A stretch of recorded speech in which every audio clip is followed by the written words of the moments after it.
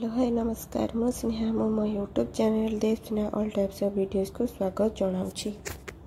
Number 1 idea रे आमे माने आलमारी रे एही परी भाबरे शर्ट पैंट हैंग करी रखी थाउ किंतु केतक पैंट शर्ट हैंग करी रखिबा पई आलमारी रे स्पेस ही न थाए। एही परी भाबरे मोर आ मो पुअर शर्ट पैंट रखिबाको असुविधा होइथिला। अनेक गुडिया आइडिया नै आमे माने शर्ट पैंट अरेंज करी रखिपारिबा किंतु जीरो कॉस्ट रे मु एही आइडियाटी करी देखिली। टोटाल 17टी हैंगर रे शर्ट पैंट हैंग करी रखी हेउची।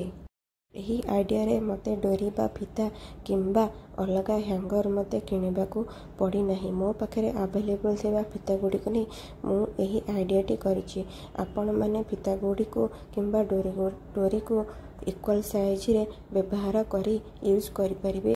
एही आइडिया रे गोटे पटे मोर 17टी शर्ट पैंट रहिबा परे अन्य पटे अन्य पैंट शर्ट गुडिक रखिया पई स्पेस मध्ये मिली पारुछि। नंबर 2 आइडिया रे आमे ऑनलाइन रो एही स्टडी टेबल चेयर मंगेइथिलु। किछि दिन पर एही चेयर रो सिटिंग पार्टटा भांगी जिबा परे मु एही चेयर रो सिटिंग पार्टी को कॉर्नर टेबल रूपे यूज करछि। एथिरे वाशिंग मशीन रो बाहर थिबा सोल एवं भंगा छतर कवरटी को मध्य व्यवहार करिछि।